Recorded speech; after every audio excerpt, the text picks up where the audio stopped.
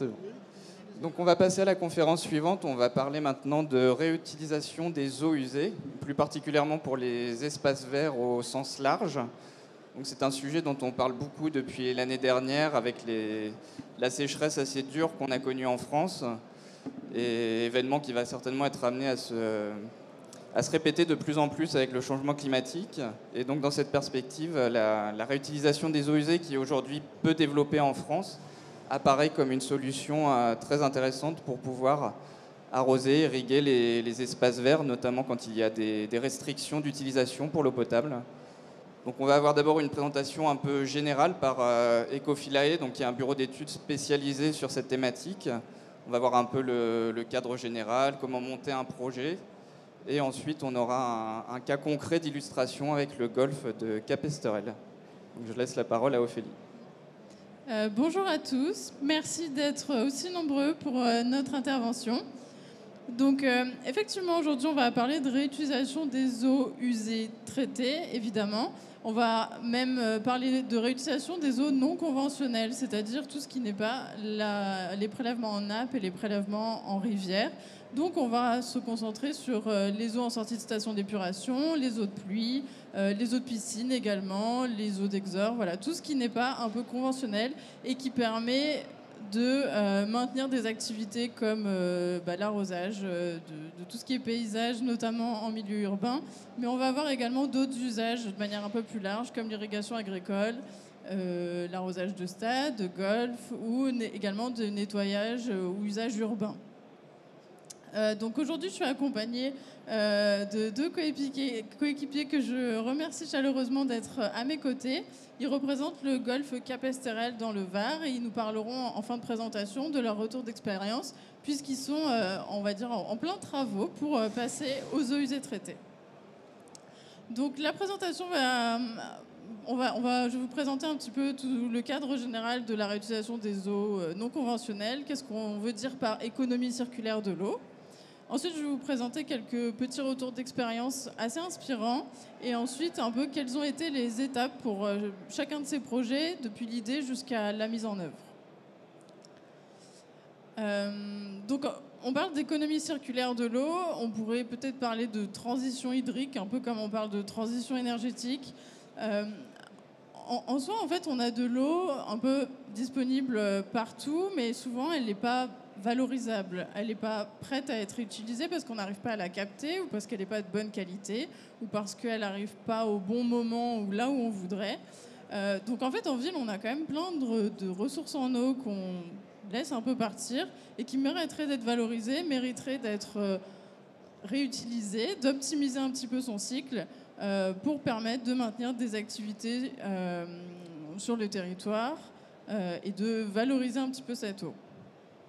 Donc, cette réutilisation des eaux non conventionnelles, elle s'intègre dans un cadre de minimisation de l'empreinte eau, de réduction, de sobriété de l'eau. Et donc, elle passe, on va dire, en dernier recours. Avant ça, évidemment, on le sait, il faut quand même passer par des étapes de réduction de nos consommations, de optimisation de nos réseaux d'eau, de réduction des fuites. Donc, c'est ce qu'on va appeler le premier R, celui de réduction. Ensuite, à l'échelle d'une collectivité ou même d'un bâtiment, on peut réfléchir à la deuxième optimisation qui va être le recyclage de l'eau. Là, on est plutôt sur un seul site et on va faire recirculer l'eau sans forcément lui apporter un traitement supplémentaire, mais vraiment optimiser cette circularité de l'eau. Par exemple, au sein d'une industrie, on a beaucoup de recyclage, ou au sein d'une station d'épuration, ou au sein d'un bâtiment, on peut faire des actions de recyclage. Et enfin, en troisième, intervient la réutilisation. Donc ça peut être la réutilisation sur site, c'est, on va dire, à petite échelle. Par exemple, une usine qui recycle ou réutilise ses eaux pour arroser son espace vert devant. Et ensuite, on va pouvoir parler de réutilisation territoriale. Elle intervient entre plusieurs acteurs, voire même beaucoup d'acteurs, et vraiment à une échelle plus territoriale, c'est-à-dire que des eaux d'une commune, les eaux de stations d'épuration, peuvent être traitées, réutilisées pour servir d'autres usages à l'extérieur, tels des usages environnementaux ou une industrie à proximité ou des parcelles agricoles ou encore l'arrosage de stades, d'espaces verts ou tout autre usage qui nécessiterait de l'eau. Donc ça, c'est vraiment à l'échelle du territoire de manière assez large, mais ensuite on peut se centrer à l'échelle plus restreinte, à l'échelle du bâtiment ou du quartier. Et en fait, on se rend compte qu'à petite échelle, il y a quand même aussi beaucoup de flux d'eau qui, in fine, finissent au même endroit, ou presque, et qui ont du mal à être captées, et que si elles étaient captées de la bonne manière et, on va dire, tous les flux récupérés les uns après les autres peuvent être valorisés pour des usages assez intéressants. Vous l'avez sûrement vu sur le salon, il y a quand même beaucoup d'actions, on va dire, pour les espaces verts en ville, pour apporter un peu de fraîcheur, lutter contre les îlots de chaleur. Et donc pour lutter contre les îlots de chaleur, notamment, c'est intéressant de passer par la végétalisation. Et souvent, la végétalisation demande quand même de l'eau. Et donc pour ça, c'est souvent un frein. On va avoir beaucoup d'eau en hiver ou à certaines périodes et trop peu en été. Et donc, nous, notre travail chez Ecofilae, c'est aussi de regarder un peu toutes les sources d'eau qui sont disponibles. L'eau qui tombe sur les toitures ou les eaux grises qui sortent de votre douche ou de votre machine à laver. Et comment on peut les réutiliser, les traiter pour qu'elles puissent servir à l'environnement du quartier, du bâtiment, ou même permettre la réduction de consommation en eau potable.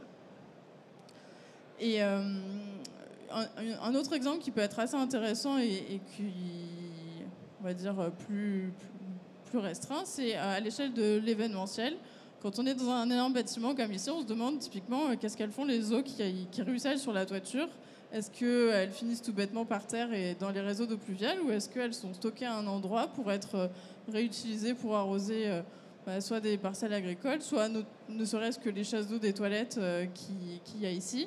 Et donc voilà, ça c'est tout plein de boucles en fait de revalorisation des eaux qui sont disponibles et qu'on a du mal à capter et qu'on essaye chez Ecofilae d'accentuer pour optimiser tout en réduisant. Alors c'est plein de bonnes idées, c'est peut-être un petit peu du bon sens tout ça, mais en fait c'est quand même peu développé en France. Il y a quand même peu de chasses d'eau qui sont alimentées avec des eaux de pluie ou des eaux grises. Il y a quand même peu de stades qui sont arrosés avec des eaux de stations d'épuration. Et en fait, ça s'explique parce que ça demande une forte interaction et un vrai mariage entre plusieurs acteurs du territoire qui ont malheureusement encore du mal ou qui n'ont pas l'habitude plutôt de travailler ensemble. Donc on peut les ranger un peu en 3 catégories. On va retrouver, je vais commencer par eux, tous les usagers, tous ceux qui ont besoin d'eau, qui manquent d'eau, qui ont besoin d'eau pour leur activité professionnelle ou autre. Donc typiquement, prenons l'exemple d'un golf qui a besoin d'arroser ou d'une industrie qui a besoin d'eau pour son process industriel. Ensuite, en autre catégorie, on va retrouver tous ceux qui sont gestionnaires des eaux usées traitées. Alors ici, je parle principalement de tous ceux qui gèrent les eaux usées dans une collectivité. Mais voilà, c'est un peu tous ceux qui ont une eau dont ils voudraient se débarrasser, dont ils ont besoin de traiter, d'assurer le rejet. Et enfin, la dernière catégorie, c'est de manière plus large tous les acteurs du territoire, tous les décideurs, les financeurs également, les services de l'État, tous ceux qui sont un peu garants de la gestion de l'eau à l'échelle territoriale. Et du coup, nous, chez Ecofilae, on est un cabinet de conseil et on accompagne vraiment ces 3 types d'acteurs pour accompagner les projets vers une circularité de l'eau et que ces projets soient durables, opérationnels et sobres pour un objectif général de minimiser l'empreinte eau. Donc voilà, c'est un petit peu un écosystème qui parfois a du mal à trouver le chemin ensemble. Et notre rôle à Ecofilae, c'est vraiment de les accompagner depuis l'idée jusqu'à la réalisation du projet. Donc du coup, je vais vous montrer quelques petits exemples assez inspirants parce que on s'est dit en France, il n'y en a pas beaucoup des exemples, mais quand même, il y a des choses assez sympas et puis même pas si loin. Notamment si on s'intéresse à tout ce qui est paysage, stade, parc, etc. On peut regarder l'exemple de Madrid. Donc on n'est quand même pas sur un tout petit exemple, on est vraiment sur un bel et grand exemple inspirant, puisqu'en fait à Madrid, ils ont tout un réseau d'eau non potable qui circule tout autour de la capitale et qui est alimenté par 4 stations d'épuration. Donc ces stations d'épuration sont équipées d'un traitement suffisant permettant d'atteindre une qualité suffisante pour l'arrosage des espaces verts. Et donc ce réseau d'eau non potable vient délivrer plein de points d'usage qui sont des jardins publics, des golfs, des espaces verts ou tout espace un peu végétalisé. Il y a des zones de stockage qui sont un peu situées au niveau des points d'usage et on est vraiment sur un nouveau réseau. On arrête un petit peu de penser qu'il n'y a que de l'eau potable ou de l'eau usée et on peut avoir une eau qui n'est ni potable ni usée mais qui permet d'être valorisée sur le territoire. Ensuite, un autre exemple qui est également assez emblématique, on parlait des lieux un peu événementiels. Le stade Vélodrome de Marseille, qui, lors de sa rénovation en 2014, a été pensé pour récupérer un maximum d'eau de pluie. Donc il est assez couvert, le stade Vélodrome, et justement, ça permet de collecter toutes les eaux de pluie qui y tombent, les stocker et permettre l'arrosage de la pelouse du stade, ainsi que les chasses d'eau des toilettes et le nettoyage de quelques surfaces. Donc ça, c'est aussi un exemple inspirant et c'est une belle forme d'autonomie en fait sur un espace événementiel.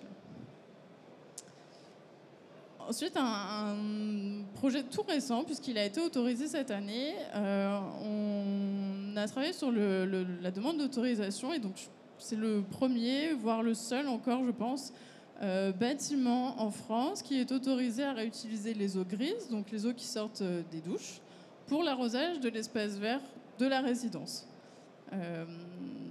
Donc voilà, la réglementation est encore en évolution sur ce type d'usage et on espère que c'est la première porte qui s'est ouverte pour de prochains projets de la sorte.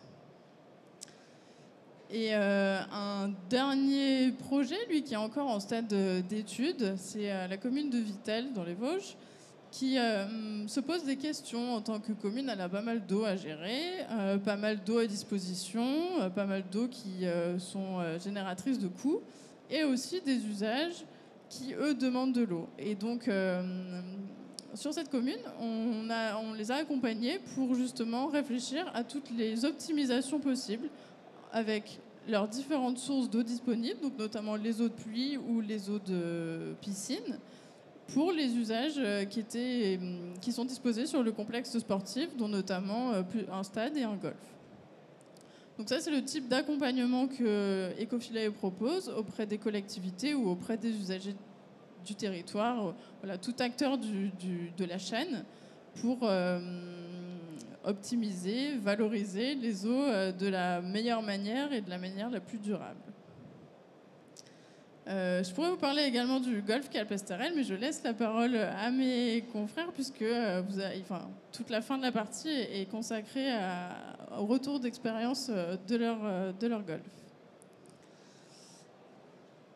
Donc, globalement, pour un peu regarder quelles sont les étapes quand vous avez l'idée, c'est un peu ce qu'ils présenteront également après, c'est-à-dire ils ont une idée à un moment donné de se dire on a un problème ou on aimerait faire mieux avec moins. Et donc là, je vais vous montrer un petit peu toutes les étapes qui vont, on va dire, qui sont nécessaires de balayer pour que depuis l'idée, on arrive jusqu'à un projet assez concret qui vaille le coup. Donc imaginons que vous avez une idée, prenons un exemple, vous avez un stade dans votre commune et en été vous n'arrivez pas à l'arroser parce que des restrictions sécheresse et voilà, vous avez des interdictions d'arroser votre stade. Or un stade, ça demande de l'eau, bien évidemment. Oui, ça demande de l'eau. Et vous doutez bien que sur votre commune, il y a d'autres sources possibles. C'est-à-dire qu'il pleut quand même à des moments de l'année, qu'il y a une piscine municipale à proximité, une station d'épuration. Enfin voilà, il y a quand même beaucoup de sources d'eau et vous avez cette question de se dire comment et est-ce que ça vaudrait le coup d'utiliser une autre source en eau. Donc le début de l'accompagnement qu'on propose chez Ecofilae, c'est vraiment un état des lieux, c'est-à-dire quelles sont les sources d'eau disponibles, est-ce qu'il y a un potentiel pour les réutiliser et plutôt quel est le meilleur potentiel. Ça peut être sur l'échelle d'une commune avec plusieurs types d'eau, et ça peut être sur une échelle un peu plus large avec plusieurs stations d'épuration par exemple, et donc une grande quantité d'eau disponible. On proposait également une recherche de financement parce que bien évidemment tout ça, ça demande un peu d'argent, et donc du coup c'est largement soutenu par les agences de l'eau, et donc c'est aussi des projets qui vont dans le sens d'économie d'eau et de réduction de l'empreinte eau. Donc du coup, on accompagne aussi à la recherche de financement si besoin. Ensuite, quand on a regardé un petit peu toutes les configurations possibles, toutes les sources d'eau pour répondre à l'usage souhaité, on s'assure du meilleur scénario possible. Le meilleur scénario, il faut qu'il soit sécurisé d'un point de vue sanitaire, d'un point de vue environnemental et agronomique. Il faut qu'il soit faisable techniquement et réglementairement, qu'on soit vraiment dans les clous en termes de réglementation. Parce que si on ne l'est pas, on n'a pas d'autorisation, et donc le projet s'arrêtera là. Ensuite, il faut qu'il soit économiquement rentable et financièrement, économiquement pour le territoire et toutes les filières, toute la chaîne globale. Ensuite, il faut qu'il soit accepté par les services de l'État qui vont instruire ce dossier et qui vont apporter leur autorisation, et accepté par l'ensemble des acteurs du territoire, y compris les consommateurs, s'il y a des consommateurs, les usagers. Et enfin, le dernier pilier qu'on a tendance à oublier, il faut aussi qu'il y ait une bonne gouvernance autour de ce projet. J'en parlais avant, il y a une multitude d'acteurs qui interviennent. Et ça nécessite, on va dire, un long travail de concertation et d'organisation pour s'assurer que personne ne quitte le chemin en route, auquel cas ça arrêterait également le projet. En tout cas, c'est souvent ça qui fait pêcher les projets. Une fois que ce scénario est, on va dire, bien ficelé, on peut continuer à poursuivre, à approfondir et se demander vraiment en précision qu'est-ce que ça va coûter vraiment. Est-ce qu'il va y avoir un coût différent pour l'eau reçue pour l'usager? Est-ce que c'est financé? Comment c'est finançable? Et quelles sont les infrastructures nécessaires? Est-ce qu'il faut ajouter un traitement? De quelle dimension? Voilà, là on va vraiment dans le détail technico-économique. Enfin, quand ça c'est bien ficelé, on peut demander une autorisation. Donc tout projet de réutilisation des eaux est soumis à autorisation préfectorale. Ces autorisations sont un peu, donc suivent un cadre réglementaire, mais sont un petit peu au cas par cas, c'est-à-dire que ça dépend du type d'eau et ça dépend également du type d'usage.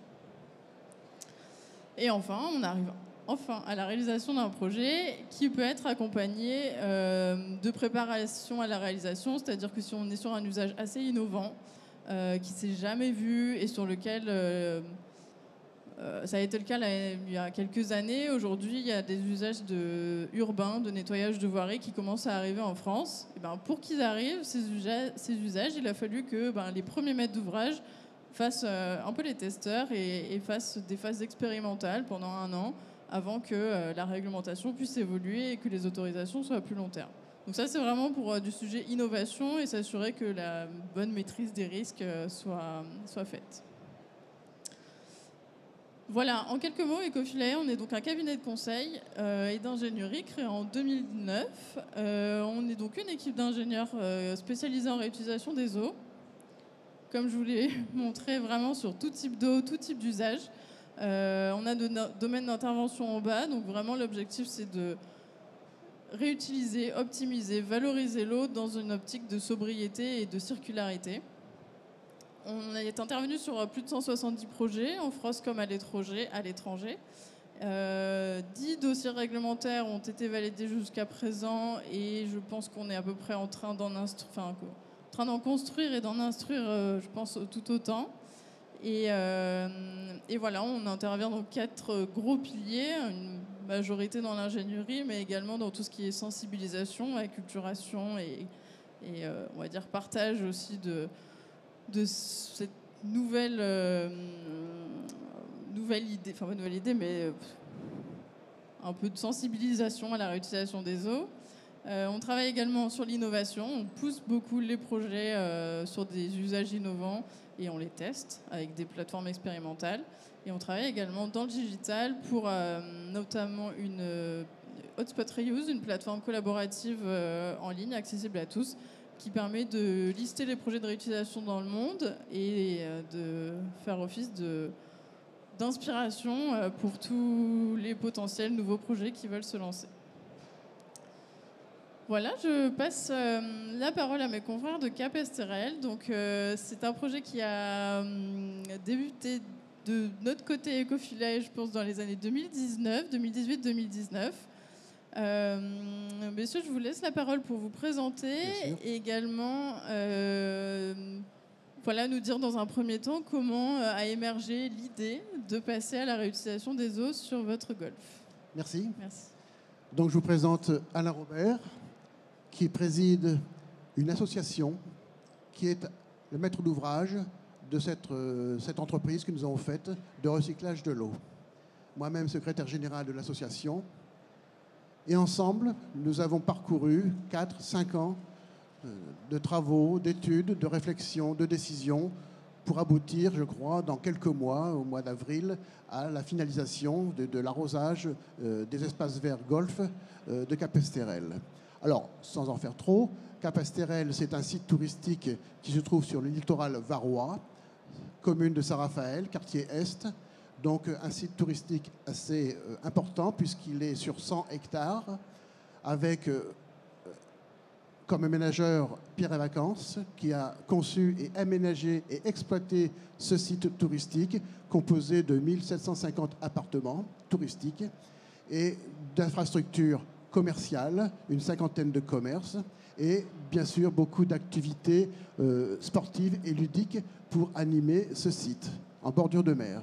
Nous avons donc notamment une vingtaine de cours de tennis, nous avons 5 piscines dont une piscine à vagues, nous avons d'autres secteurs ludiques d'animation enfant et aussi un golf 9 trous. La configuration est un peu spécifique. Nous sommes un site, comme je le disais, sur le littoral et nous avons la chance d'avoir 2 lacs qui sont des anciennes exploitations carrières, des carrières de porphyre, qui ont été abandonnées dans les années 1950 et qui étaient des trous béants et qui se sont remplis d'eau.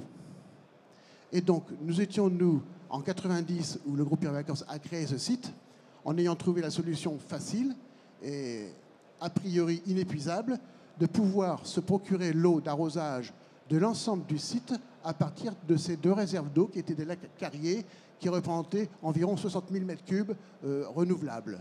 Donc, on se pensait être vraiment à l'abri de tout problème pour l'arrosage des sites de Cap STRL avec de l'eau qui ne coûtait pas cher. C'était de l'eau naturelle, de l'eau de ruissellement, de l'eau de pluie. Bref, on avait là un gros réservoir facile d'utilisation. Il suffisait de relever cette eau et de l'amener sur les points amont du site pour pouvoir arroser l'ensemble du site. Mais malheureusement, c'est trop beau. Ces lacs s'épuisent. Les conditions climatiques faisant ce que nous savons, on est arrivé à des lacs qui commençaient à se dessécher. C'était là un problème.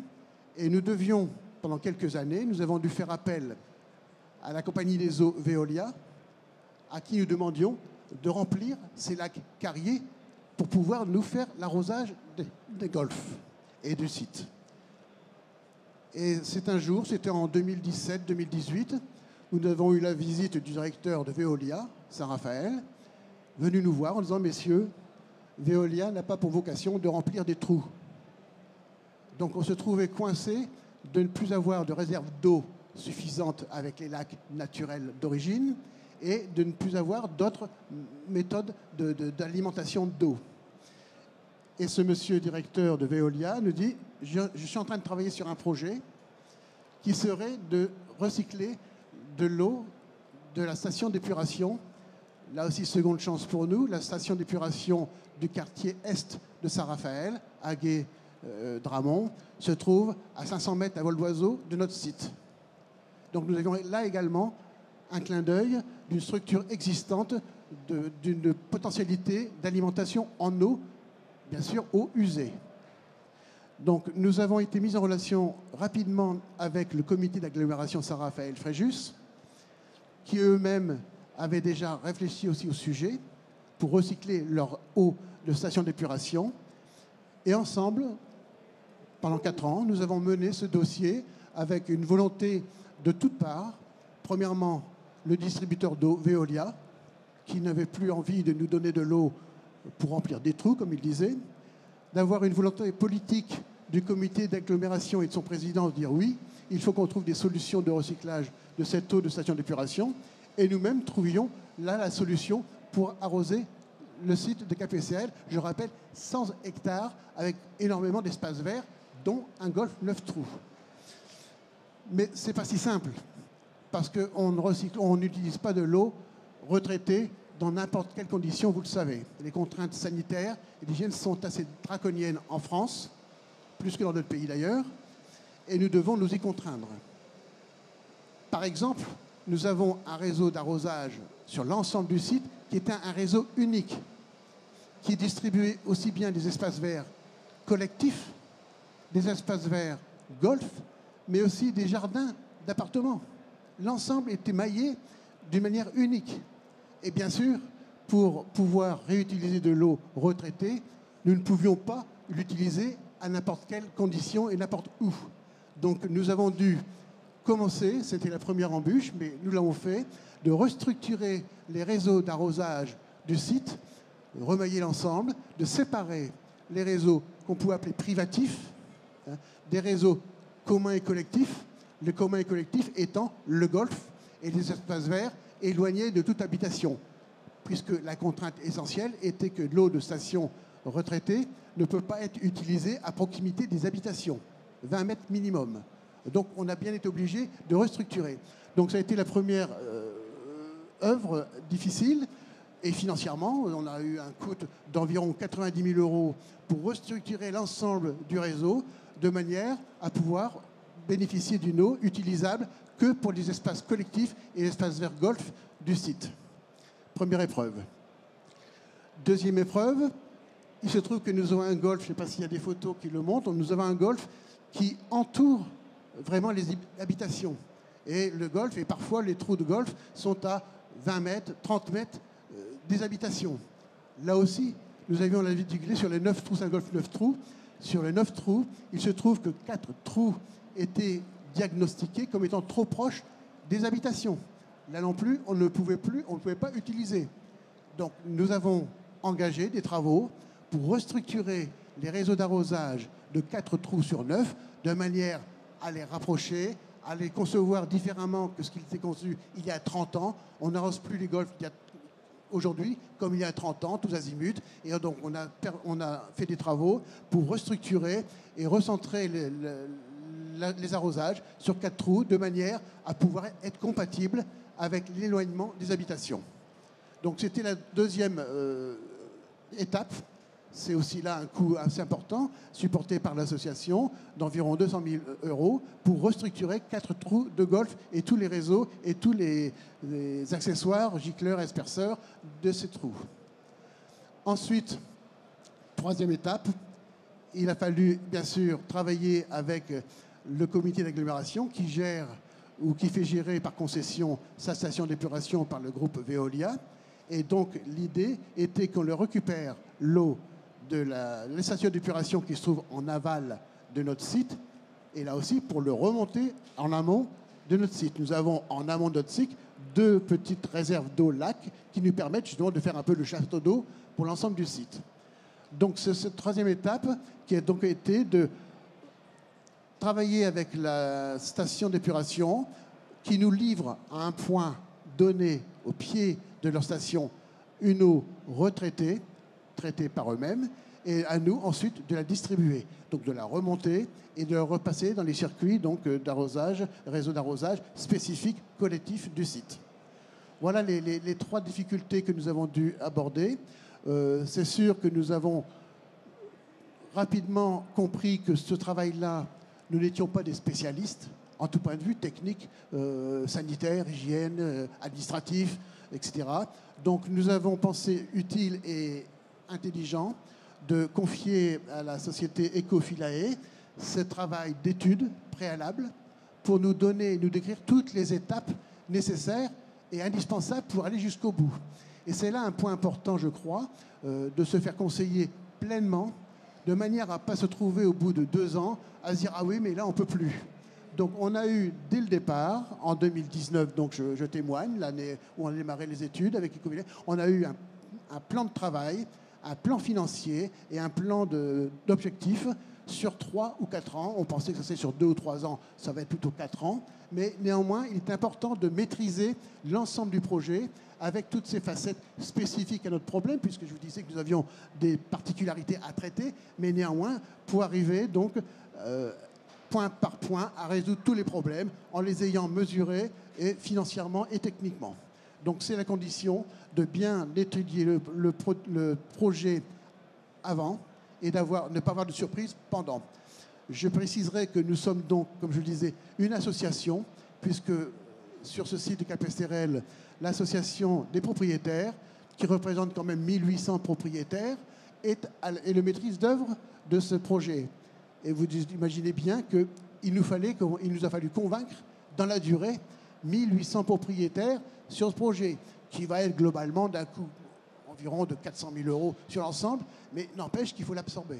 Donc l'important pour nous politiquement, le président, moi-même, a été d'expliquer au fur et à mesure, et en présence de Ecofilae, la démarche et bien sûr l'aspect indispensable pour nous. Il fallait qu'on trouve des solutions pour notre arrosage, mais néanmoins, il fallait avoir à chaque fois, et je peux vous dire tous les ans, une assemblée générale, expliquer où nous étions, ce que nous faisions, pourquoi nous faisions. Et aujourd'hui, on est satisfait d'avoir pu convaincre autant de propriétaires sur un projet, nous pensons, noble, de pouvoir arroser les espaces verts golf et donc espaces verts collectifs de Capesterel avec la station d'épuration. Voilà. Merci beaucoup. Alain, tu veux peut-être rajouter quelques petits mots par rapport au golf ? Oui, simplement, déjà, je vois qu'il y a beaucoup de personnes intéressées, effectivement, par ces projets de gestion d'eau d'une façon générale. Effectivement, Jean-François vous disait qu'on était une association. On est une ASL exactement, une association syndicale libre. Ça veut dire qu'on est entre un syndic immobilier de gestion et entre une forme d'entreprise, puisqu'on est obligé de prendre des décisions importantes. On a un budget général de l'ensemble de Capesterel de 1800 logements. Ça représente à peu près 8000 personnes l'été. Un budget de fonctionnement d'ensemble, d'investissement, qui est de l'ordre de 10 millions. Donc, vous voyez, c'est une petite PME. Et dans le choix que nous avons fait pour l'arrosage du golf, vous savez, on est un peu comme vous, on a envie de faire des choses, mais qu'est-ce qu'il faut faire? On ne sait pas trop. En tout cas, on a des contraintes qui s'imposent à nous. C'est que de l'eau, on en a de moins en moins, donc il faut faire quelque chose. Et on a aussi une réglementation administrative qui nous contraint aussi à prendre des décisions, puisqu'on a des pénalités, des choses comme ça, voilà, ou des interdictions d'utiliser, par exemple, de l'eau dans les sites naturels tels qu'on le faisait au préalable. Donc ça veut dire que tous ces éléments-là font qu'on a été obligé de prendre des décisions. Ce projet, pour dire dans son ensemble, effectivement, ça a duré 4 ans et demi à peu près. Grosso modo, 2 ans de pré-études.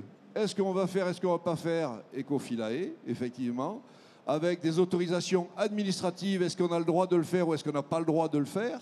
Donc ça a été plutôt en faisant chiffrer pour avoir des coûts, des estimations d'investissement, on fait pas. Et puis, ça a été suivi d'une deuxième phase, à partir du moment où cette première phase a été validée et qu'on pouvait le faire sur un plan administratif et qu'on pouvait le faire parce que aussi les propriétaires étaient d'accord pour aller dans cette démarche. Il y a une deuxième phase qui était l'étude, parce que c'était une estimation de coût. Jean-François parlait de 250 000 euros d'investissement initialement. Le projet global, c'est plus d'1 million d'euros. Et la première année, c'est 550 000. Donc il y a un petit... Voilà, mais on le gère, on essaye de trouver des solutions. Mais la deuxième étape, c'était ça. Le coût réel, il est de combien exactement et qu'est-ce qu'on va faire exactement?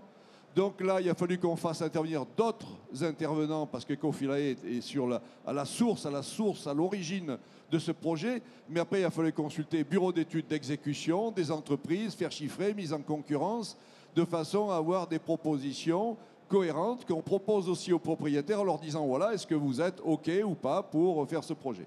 Ça a été validé. On est en cours donc maintenant de finalisation de cette phase d'études puisqu'on est en cours d'exécution. On est dans la phase, on va dire, qui dure à peu près 6 mois. Vous voyez, 2 ans de pré-études, 2 ans vraiment d'études de réalisation et 6 mois d'exécution. Et ces 6 mois d'exécution, effectivement, commence là maintenant. On est en train de passer des commandes. Alors je vous passe tous les détails que l'on a pu rencontrer, parce que sur les problèmes de création d'un petit local technique, pour les autorisations, enfin sur un plan administratif, c'est très lourd. Donc ça veut dire que si vous avez ce style de projet, là c'est le cas d'un golf, mais ça peut être autre chose, il faut vraiment s'y prendre en amont, quoi. Je veux dire, nous, c'est pratiquement 5 ans avant qu'effectivement on puisse arroser avec l'eau de réutilisation des eaux usées. Donc ça c'est un premier message. Il y a un point qui était pour nous important aussi. On voulait réutiliser l'eau parce que sur un plan économie d'énergie, ça va dans le sens de l'histoire. Et ça correspondait aussi à une volonté de notre village. Je disais 8000 habitants, une volonté de notre village d'aller vers l'écologie, d'aller vers... on va installer des panneaux solaires pour produire l'électricité. On a tout un concept. Et sur le golf, vous voyez, le fait d'utiliser de l'eau de retraitement, c'est une eau qui est riche. Donc ça veut dire qu'elle va apporter des nutriments aux espaces verts, qui fait qu'on sera moins obligé de mettre d'engrais. Donc c'est d'une certaine façon un cercle vertueux. Même s'il y a un inconvénient, c'est qu'il faut tondre plus souvent. Mais bon, ça fait partie, on ne peut pas avoir que des avantages. On a des tondeuses aussi, toutes électriques, pour éviter la pollution. On a essayé de mettre des ruches. Voilà, on essaye il y en a pas un qui peut débrancher là-bas, non? On essaye de trouver des solutions qui soient, je dirais, qui vont dans ce sens de plus d'écologie, de plus de respect des uns, des autres, de la nature, voilà. Donc, bon, j'ai brossé à peu près ce tableau. Il faut avoir des relations fortes avec les administrations, parce que c'est quand même eux qui ont les dés en main. Là, on a monté un dossier d'aide aussi au financement, de subvention, auprès de l'agence de l'eau. Donc, c'est des dossiers qui sont assez lourds. C'est un dossier, pour vous donner une idée, qui fait 150 pages. Donc, vous voyez, on est obligé d'être très impliqué, de s'y prendre vraiment en amont, parce qu'il faut chaque fois fournir des informations complémentaires. Et c'est un vrai partenariat qui existe du début à la fin. Parce qu'il y a une volonté politique d'aller dans ce sens-là. Il y a une volonté, effectivement, des financeurs, dans le cas présent, c'est nous, des bureaux d'études. Voilà. Elle parlait de partenariat, Ophélie, elle a raison. En fait, Ophélie, d'une certaine façon, est un de nos fournisseurs. Mais dans l'esprit, on est des partenaires, parce qu'on est là pour faire avancer un projet ensemble et faire aboutir une solution. Voilà. Qu'est-ce que je pourrais rajouter dessus? Je crois avoir fait à peu près le tour. On avait un gazon l'année dernière. Pour nous, si vous voulez, on consomme à peu près 100 000 mètres cubes d'eau. 100 000 mètres cubes d'eau par an pour arroser le golfe. L'année dernière, on a dû consommer 60 000, mais on n'avait arrosé que les greens, parce qu'il y avait des obligations préfectorales, on ne pouvait pas faire plus. Donc quand vous avez un golfe qui est tout sec, et puis que des touches vertes c'était pas très sympa. Là, le fait d'avoir la RUT va nous permettre de nouveau de retrouver un golf qui va être beaucoup plus attractif et qui va dans le... Il faut savoir qu'on a une obligation dans notre contrat, puisqu'en tant que gestionnaire de l'ensemble de Capesterel, contractuellement, on a une obligation d'avoir un golf. C'est écrit dans les statuts. Donc, on ne peut pas dire on le barre et puis on en fait des bacs à sable ou j'en sais rien. On est obligé d'avoir un golf. Donc, après, la législation, si elle impose autre chose, sera autre chose. Mais en tout cas, juridiquement, on est obligé de le faire. Donc, il y a toute une série de contraintes et administratives, et techniques, et réglementaires qui font que finalement, on essaie de trouver les meilleures solutions. Et ça nous a paru être une des meilleures solutions pour l'arrosage du golfe. Et en tout cas, on est content d'avoir pris cette décision-là. Merci beaucoup.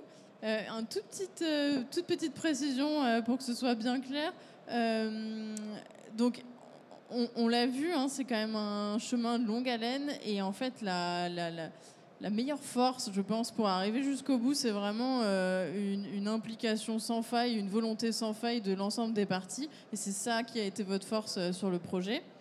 Et je tiens à noter, vous l'avez mentionné, mais que ce passage aux eaux usées traitées, il s'intègre aussi à des actions de réduction de vos consommations d'eau, puisque la restructuration de certains trous, et il y en aura prochainement les autres, a permis de réduire fortement les consommations apportées sur l'ensemble du golfe. Donc c'est vraiment, comme je le présentais au début, c'est vraiment la pierre supplémentaire à l'édifice. Ce n'est pas la première, c'est probablement pas la dernière, mais vraiment la réutilisation des eaux, elle s'intègre dans toute une un panel de solutions, un panel de leviers d'action pour optimiser, réduire et avoir des actions de sobriété et de circularité. Et donc, c'est une des actions du Golfe. Et je pense que la chance que vous avez eue sur votre territoire aussi, c'est de trouver une station d'épuration à proximité immédiate et qui rejette ces eaux usées en mer. Et pour compléter ce que dit effectivement Ophélie, il a raison. C'est-à-dire qu'on a des diffuseurs d'eau qui sont beaucoup plus performants, qui sont orientés et qui géographiquement arrosent que ce qu'on a besoin d'arroser et qui ne vont pas mettre de l'eau ailleurs. Mais on a aussi tout un système informatique piloté par un ordinateur et chaque diffuseur d'eau individuellement est identifié et piloté à distance par un ordinateur. C'est-à-dire qu'on sait qu'à cet endroit-là, on va arroser pendant X minutes. On fait des contrôles de sol et d'air pour voir effectivement la nécessité d'arroser ou pas. C'est-à-dire qu'on dose au plus juste la quantité d'eau qu'il faut mettre pour que la verdure se comporte correctement. Donc il y a cet élément-là, il y a l'orientation des diffuseurs, on en a parlé. Il y a toute une série effectivement d'organisations qui se met en place. Je ne veux pas rentrer dans les détails, mais qui fait que pour passer de 100 000 m3, notre objectif c'est de passer à 50 000 m3 pour avoir un golfe vert partout. Donc on divise par 2 la consommation. Ça passe aussi par des réseaux qui sont en mauvais état qu'il faut reprendre. Voilà. Donc il y a toute une série de travaux qui se fait, mais dans cet esprit de dire on consomme de l'eau qui, dans ce cas-là, parce qu'actuellement l'eau elle va à la mer. Et on est à 100 mètres de la mer. Donc ça veut dire qu'on prend l'eau 100 mètres de la mer et on la remet dans... Donc on ne nuit pas, je veux dire, à la circulation de l'eau naturelle dans l'espace naturel. Voilà. Donc globalement, je pense que c'est plutôt une bonne opération. Merci beaucoup. Merci à tous d'avoir assisté à cette présentation. Si vous avez des questions, n'hésitez pas, on est là pour y répondre, ou en tout cas essayer. Et je serai là également après si vous avez envie de discuter ou d'échanger.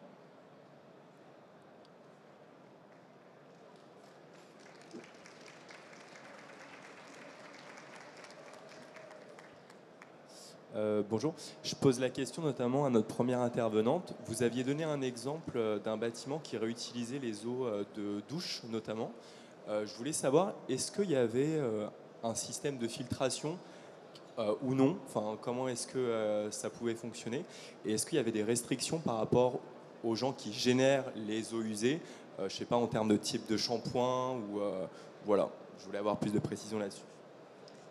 Oui, alors il y a effectivement un petit système de traitement, c'est assez sommaire. De mémoire, je crois que c'est une petite filtration qui donc a été prévue dès la conception du bâtiment. C'est un nouveau bâtiment qui s'est conçu dans cet objectif-là. Donc au sous-sol, il y a un petit système de traitement. Si vous voulez plus d'informations, je pense même qu'il y a un article de presse qui est sorti avec une petite vidéo qui explique un peu tout ça. Et pas de préconisation particulière pour les habitants. Non, au final, voilà, tout est fait en sorte, voilà, filtration, traitement pour assurer l'arrosage et voilà, sans problème particulier.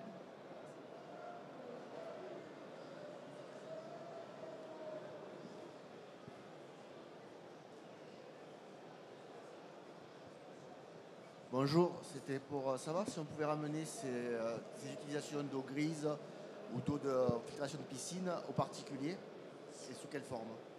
Oui, alors bien sûr, alors là c'est, je dirais, plus simple. À l'échelle des particuliers, au final, on est quand même moins soumis à toutes ces autorisations réglementaires, pour ne pas dire pas. Au final, il y a quelques fournisseurs technologiques aujourd'hui qui se développent pour assurer justement la réutilisation des eaux de piscine ou la récupération d'eau de pluie pour les usages plus domestiques ou à l'échelle plus de l'habitat unique. Donc ça se développe, on pourra en discuter. Il y a des fournisseurs technologiques qui développent un petit peu ces types de traitement, stockage, filtration pour les particuliers. Bonjour, j'ai entendu monsieur qui parlait d'une distance réglementaire tout à l'heure de 20 mètres pour l'utilisation des eaux grises. Mais si je fais le parallèle avec justement ce projet de bâtiment et l'arrosage des espaces verts autour, là du coup cette notion de 20 mètres elle est réduite puisqu'on est dans l'espace public. Est-ce que du coup on a un cadre différent pour ces espaces-là type espace public et des espaces type golf ou pas du tout? Oui, en fait, la réglementation est un peu différente. Enfin, elle est encore assez complexe et elle dépend beaucoup du type d'eau surtout et de la méthode d'irrigation. Donc en fait, réutiliser des eaux grises qui sortent de douche, c'est des eaux qui sont plutôt pas tellement chargées en termes de pathogènes, contrairement à des eaux encore de sortie de station d'épuration. Donc déjà, à partir de la source d'eau, la réglementation n'est pas forcément la même. Et ensuite, monsieur expliquait que c'était plutôt de l'arrosage par aspersion. Donc on va apporter vraiment asperger l'eau avec une distance d'aspersion. Et ça, sanitairement, c'est ce qui fait le plus peur, je pense, au service de l'État. Donc tout ce qui est arrosage au goutte à goutte, c'est beaucoup moins restreint. Et voilà, c'est pour ça que dans la résidence, c'est déjà donc des eaux grises de douche qui sont réutilisées et qui permettent d'arroser les espaces verts au goutte à goutte. Donc on n'a pas d'aspersion et on n'a pas cette distance réglementaire. Après, par contre, j'ai plus de mémoire, mais je pense qu'il y a des horaires d'arrosage qui sont autorisés, c'est-à-dire que je pense que l'arrosage fonctionne uniquement la nuit pour éviter au maximum le passage, bien qu'on reste sur des eaux de douche, donc très peu chargées.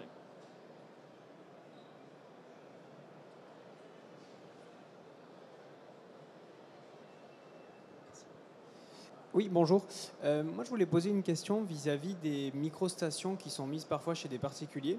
Donc, dans le secteur où on a très peu de tout à l'égout. Donc, beaucoup de nos propriétaires, des propriétés qu'on entretient et qu'on crée, ont des microstations d'épuration. Enfin, microstations, je ne sais pas comment on dit. Et la question, c'est est-ce que dans le cadre de ces particuliers, on pourrait imaginer récupérer les eaux en fait, qui sont traitées donc, directement chez eux pour les réenvoyer dans des réseaux de goutte à goutte. Parce qu'aujourd'hui, nous, on fait beaucoup de récupération d'eau de pluie, mais on a à peu près 4 mois par an où il pleut très peu. Et le problème, c'est qu'en fait, ces 4 mois-là se retrouvent à être les 4 mois où on a aussi des interdictions d'utiliser l'eau de la ville pour arroser, et on a un vrai trou, et ça serait l'idée de pouvoir potentiellement le combler par ces eaux grises qui sortent des microstations. En soi, on peut tout faire, je pense, techniquement. On pourrait mettre les traitements derrière qui vont bien, et en plus, même si c'est des microstations type filtre planté de roseau, on obtient quand même des bonnes qualités d'eau en sortie. Donc en fait, techniquement, on peut tout faire. Réglementairement, on est plus sur des usages assez innovants et des choses qui se font très peu. On va être beaucoup sur du cas par cas, et en soi, je pense que si on arrive sur des terrains comme ça, on sera bien avancé en termes de circularité. Et, enfin, à mon sens, c'est vraiment vers là qu'il faut aller, parce que là, je vous ai fait une présentation parce que c'est vraiment le cœur de notre métier, c'est quand même de travailler avec des collectivités, des grosses stations d'épuration. Mais en fait, la majorité du potentiel se situe vraiment dans les petites stations d'épuration rurales, voire même dans les micro-stations et voire même à l'échelle des bâtiments et des quartiers. Donc, en soi, c'est possible. Là, de la même manière, je pense qu'il y a des fournisseurs de technologies, on pourra en discuter si vous voulez, qui proposent des solutions de traitement, réutilisation à l'échelle plus de particuliers. Et en soi, on est sur du bon sens et un levier en plus des eaux de pluie pour permettre l'arrosage de parcs ou de... Voilà, c'est vraiment la même échelle, plus ou moins grande, entre un stade dans un secteur événementiel que dans une grande maison à la campagne.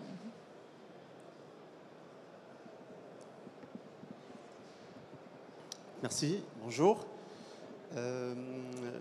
J'ai entendu parler d'une population de 8000 habitants, c'est ça, dans la région, et qui a une seule station d'épuration. Alors ma question est la suivante. Est-ce que les eaux que génèrent ces 8000 habitants sont suffisantes déjà pour arroser le golf, pour arroser les parties communes, les particuliers? Et est-ce que cette seule station fournit uniquement aux espaces verts ou bien à d'autres destinations? Merci. Je peux déjà préciser, nous parlions de 8000 habitants. Là, il s'agit de la fréquentation touristique sur le seul site de Capesterel. Par contre, la station d'épuration distribue tout le quartier est de Saint-Raphaël. Donc, c'est de l'ordre de 15 000, 30 000 habitations qui sont traitées, dont les eaux sont traitées par cette station d'épuration. Donc, ce que nous savons, c'est que nous avons conclu un préaccord, une préconvention avec la station d'épuration et la communauté d'agglomération pour nous-mêmes disposer de 50 000 m3 minima donc par an. Mais nous savons qu'ils ont une potentialité de l'ordre, et surtout l'été, hein, de beaucoup plus que de besoin. Alors, pour vous dire également, nous sommes aujourd'hui précurseurs en tant que site Capesterel pour l'utilisation des eaux traitées de cette station d'épuration précise, mais il est clair que la commune et l'agglomération ont bien l'envie, l'intention d'élargir l'utilisation de cette eau d'épuration épurée, donc à d'autres usages autres que chez nous, évidemment. Ils ont quand même eux-mêmes dû faire des investissements en termes de nécessité de traitement de l'eau complémentaire, de l'ordre, je crois, de 300 000 à 400 000 euros sur la station d'épuration. Bien sûr qu'ils vont, à mon avis, développer, et je pense également que la législation française va évoluer en ce sens. Par exemple, nous-mêmes, aujourd'hui, nous suivons les restrictions qui nous donnent quand même des limites en termes d'utilisation, comme je le disais, sur les proximités d'habitation, etc. On espère bien prochainement pouvoir, par exemple, nettoyer les rues et les places avec cette eau. Aujourd'hui, nous n'avons pas le droit, sachant que à Cannes, ça se fait, sachant qu'en Espagne, ça se fait, ça va se faire un jour en France. Donc, il y a effectivement, au niveau de cette station d'épuration, une potentialité pour nous et pour les autres, évidemment. Merci beaucoup. Juste pour compléter par rapport à ce que vous dites, effectivement, la station d'épuration peut fournir 5 ou 6 fois plus de volume que ce que nous on va consommer. Mais la collectivité nous a demandé de consommer un minimum de 40 000 m3. Pourquoi? Parce qu'il y a un investissement de leur part de 400 000 euros, subventionné à 50%, donc de 200 000 euros. Et ils nous ont demandé un minimum de consommation parce que ça permet simplement de rembourser leur investissement. Donc pour l'instant, on est les seuls, on est les premiers, mais on sait qu'il y en a d'autres qui vont venir. Et nous, on contribue simplement à équilibrer le projet financier. Voilà. Merci beaucoup à nos intervenants pour cette présentation très intéressante et bravo pour votre projet et votre investissement. Merci à tous.